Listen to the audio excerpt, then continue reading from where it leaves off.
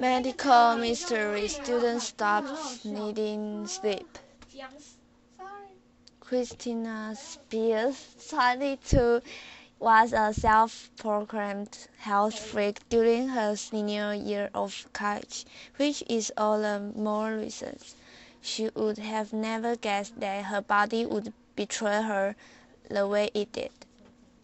She exercised 6 times a week, taught hot yoga classes, and drank a lot of water throughout the day to stay hydrated.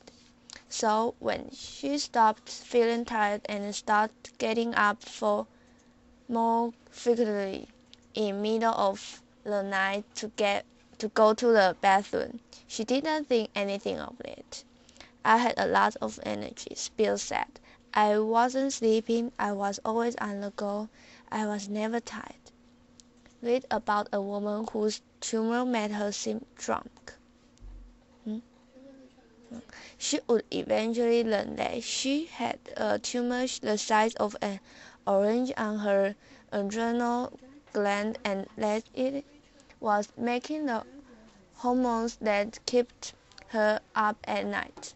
Doctor first noticed a problem at Spears' annual checkup in the fall of 2012 when they found that her potassium level were low, but her blood pressure was through the roof. But they had no idea. They had no idea what was causing the strange symptoms. They really freaked me out because they not knowing what's wrong with me. They are doctors, you know, Spears said. A cardiologist quickly determined there was nothing wrong with her heart, but Spears' mother suggested a renogram to check her kidneys. Spears noticed that the sonogram technician spent a long time lingering over her kidney and looked confused, alarmed. Spears asked what was wrong. The technician told Spears he needed an MRI right away because she suspected Spears had one large combined kidney instead of 2 normal-sized kidneys. She said, "You don't feel anything?" Spears said. I was like, "No, I feel fine." The MRI would reveal that Spears has normal kidneys. It was a 10-centimeter tumor that the technician was seeing. I was in complete shock, she said, explaining that she phoned her parents immediately to tell them that she needed surgery. Then I got so upset, honestly. I had no idea where this came from. Then she met Dr. William Embedden, co-director of the Andron Center at the Mount Sinai Hospital in New York City. Upon learning that Spears' tumor was producing 2 hormones, cortisol and aldosterone, he felt that the tumor was cancerous. On October 18, 2012, he scheduled surgery to remove it the following Halloween. Surgery on the spooky holiday made Spears feel suspicious, but she didn't say anything. And then Superstorm Sandy hit on October 29, and the hospital was thrown into chaos. Evacuated patients from NYU Langer Medical Center were sent to Mount Sinai, and doctors from different hospitals were working side by side to help the sickest patients. The hospital was packed, and the most regular surgeries were cancelled. We had to really negotiate and find a team that could staff this case, Embed said. adding that he needs nurses, anesthesiologists, and others to operate. Spears' parents keep the reality of the storm mostly hidden from her, but before she handed her glasses to her father to be wheeled off into the operating room, she saw all the beds of patients displaced by Sandy. "I was just kind of a little teary," she said, remembering the cold of the operating room and the little warmth offered by the hospital gown. She said she will always remember the right before the anesthesia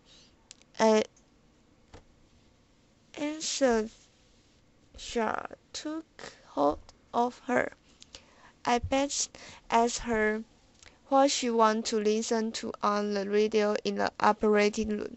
She passed out right after telling him to pick whatever he wanted, but it was coming anyway. In Abnett said he reveals the stage 2 cancer, describing the tumor as sticky because it stuck to Spears' liver, called an adrenocortical carcinoma. Spears' tumor affects 1 in several 100,000 people, he said. In Abnett revealed it all. "I didn't even care there are no electricity," Spears said of recovering the aftermath of the storm. "I was just happy to be alive." More than a year later, Spears is still cancer-free, but she takes medication to be sure the cancer doesn't return. Still, the experience sometimes hits her emotionally. I can be perfectly fine one day, and the next day I will just cry and get it out of my system," she said. "I feel like my body betrayed me." She said the medication to keep her cancer-free make her tired, and she can no longer do hot yoga, but she is slowly learning to trust her body again.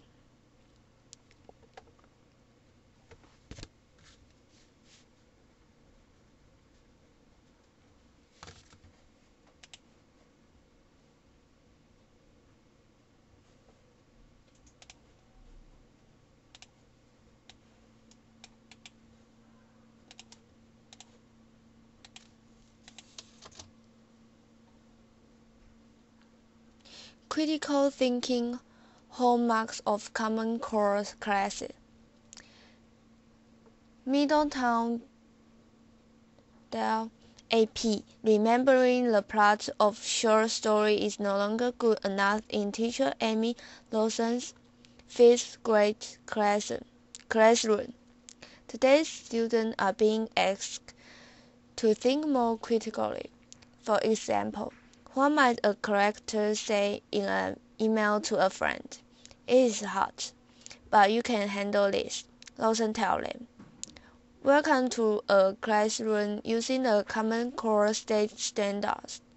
One of the most politicized and misunderstood change in education for students and their teachers in kindergarten through high school in 45 states and the District of Columbia. Lawson and other teachers are starting to use the standard to guide what skills students learn and when. To hear the standard critics, many Tea Party elegant conservative, but also some parents and teachers tell it there are few things more dangerous happening in the country. But in the fast-growing community in North Delaware, it's just another day in the classroom. The Common Core state standards are academic benchmarks that outline the skills a student should have at each level. For instance, third graders should know how to find the perimeter of a figure. A fifth grader should be able to compare and contrast two characters from a story. The standard was created by the National Government Association and the Council of Chief State School Office to improve academic achievement and increase accountability. President Barack Obama and his administration embraced him. They led critics, including Republican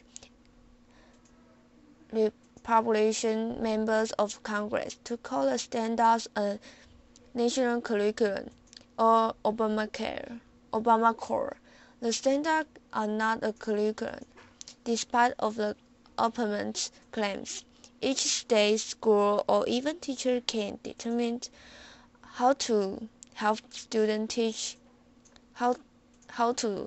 students reach those standards. Alaska, Texas, Nebraska, and Virginia decide not to adopt them. Minnesota has adopted only the English standards. And the core of the standard is a reduced emphasis on memorization. Students now have to connect the dots and apply critical thinking. It is what experts call higher order thinking. Teachers say it is preparing students for life after high school. That has made classroom much more of a hand-on proposition. In Teacher Malaysia, Grasshopper's classroom, students have set aside worksheets in favor of a game board and their 10 by 10 grid of numbers. They are playing a version of Capture the Flag using flashcards to guide them with a 22-7 card let them move 50 space 60 to 9 allows them to move 7. In pairs, the students try to reach targets on the board, not only by solving the problem at hand, but by figuring out which cards would get them closer to their target. It's as much about probability, predictability, and luck as it is about rote memorization of addition and subtraction tables. In fact, in Grasshopper's classroom, there's no right or wrong way to figure out such problem. Yes, there are correct answers, but students are encouraged to explain how they got there. How did you reach the number? Grasshopper asked one of her third-grade students. Show me your strategy for solving this. But what about those who say school exists to teach students facts, such as 15 subtract from 20 equals 5? We are asking kids to do more, or to dig deeper, Grasshopper said after class. We are teaching them to be lifelong problem solvers. She knows the criticism and the practical punch it carries, but she isn't ready to teach the benchmarks. It's eye-opening when you come into a school, Grasshopper said. I encourage any politicians to go into a local school and see what it is. Critics' biggest disagreement with the standard is that students and teachers are being expected to do more and do it more quickly. If either group doesn't keep up, there are serious consequences. Honestly, it's overwhelming at first, said Lara Quanley, an English and language arts specialist who is coaching teachers on the Common Core standard in Detroit, a Poconomic school district. I had a hard time wrapping my head around how this was going to work. For instance, subtraction is now introduced in kindergarten instead of first grade. We are nervous, Corey said. It raised the bar for us, for the students as well as the teachers. Coinciding with the new standard and new tests for students and evaluation for teachers, the test mandated under the George Washington Bush era No Child Left Behind education law help states identify schools that are struggling and provide them extra help. The teacher evaluation was not originally part of the Common Core, but in exchange for millions of federal dollars to help them avoid that off during the worst of the recession.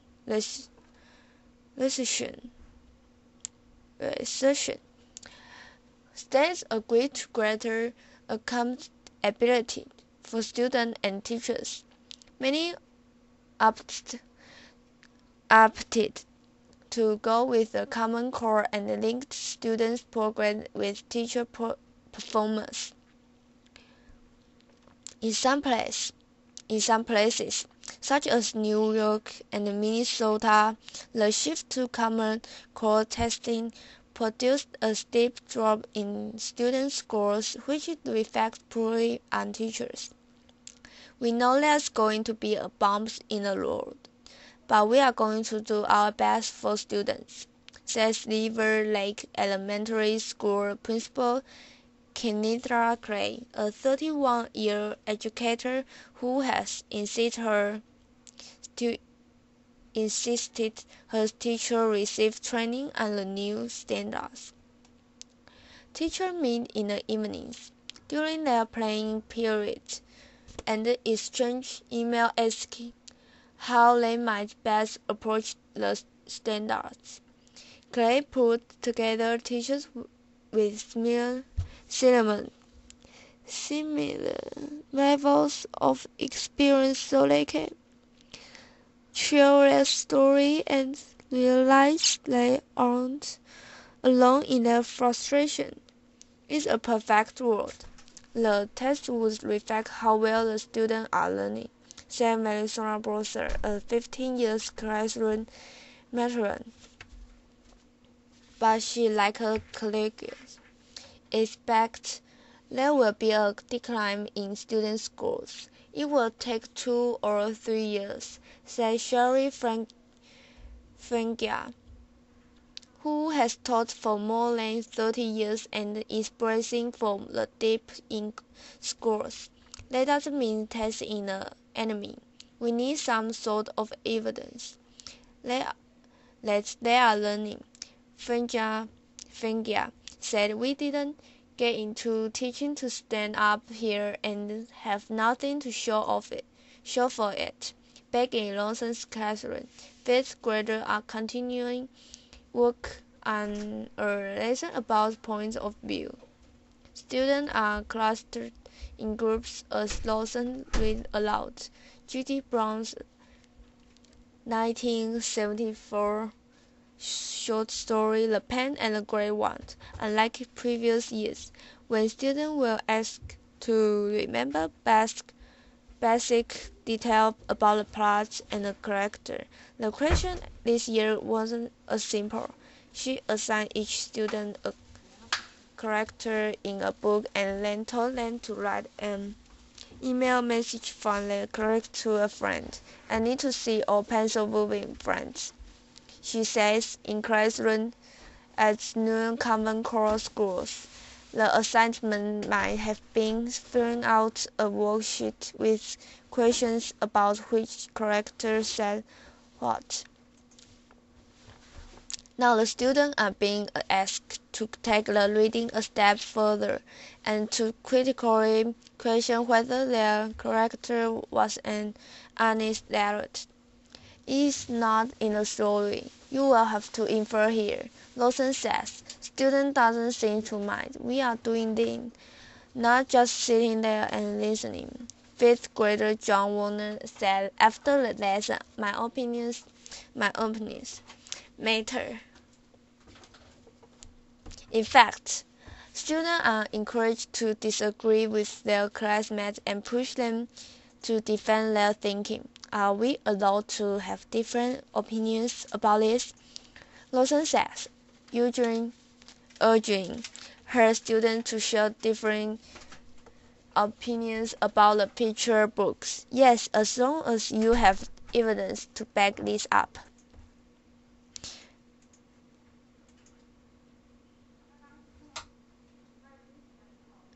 Editor's note: this is the first in a package of the 3 stories exploring how teachers are incorporating Common Core state standard academic benchmarks adopted by 45 state and district of and the District of Columbia in the classroom while those standards are being criticized and how they have created strange bedfellows.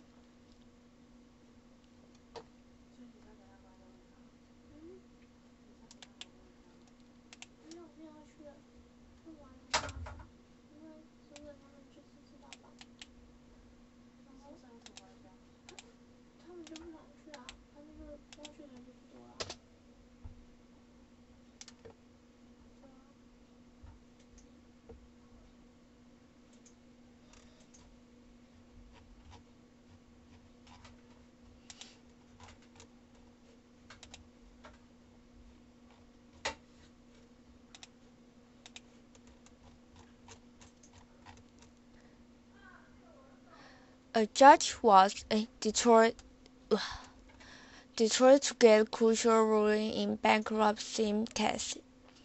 A judge was expected to announce Tuesday whether Detroit can come up with a plan to get rid of $18 billion in debt in the largest public bankruptcy in U.S. history, a case that ultimately could crack a shield protecting public pensions and also put the city's extraordinary art collection up for grabs. Judge Stephen Lopes will declare whether Detroit is eligible to stay in court more than 4 months after filing for Chapter 9 protection. Is the most critical decision so far because it could give local officials a green light to scrub the balance sheet and slowly improve the quality of life in a city that has lost more than 1 million residents since 1950. Reholders postponed his decision by an hour to give the public more time to get through courthouse security. Eligibility means working down a specific checklist and making sure the city has done what it needed to do be in court. If the city get the ticket punched, it's game on, said Michael Sweet, a bankruptcy expert who has advised struggling local government in California.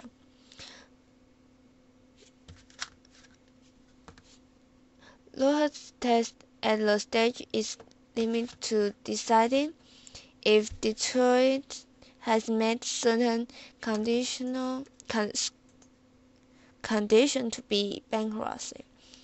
A local government must do more than claim its broke. There must be evidence that Detroit tried to negotiate in good faith with creditor or that such talks were simply impossible because of the number of parties and other factors. During a 9-day trial, unions and pension funds with much to lose in bankruptcy vigorously fought the city on the good faith requirements, saying a month was not enough time to make deals. and avoid the historic feeling last summer. Detroit Emergency Management Kevin Orr offered just pennies on every dollar owed to credit.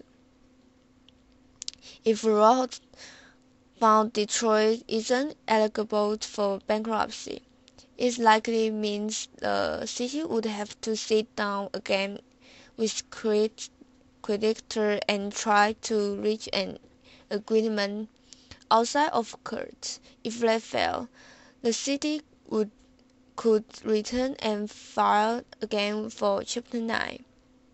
But all is predicting an unedged-like scenario if the Chapter 9 petition is rejected Tuesday. He said creditors who have been owed money since July will crack the courts with lawsuits to get anything they can, while the city attempts to stay afloat. The issue at this point is very narrow. I think Detroit will be ruled eligible. Sweet said, I think the judge will find, given the factor, the city and the emergency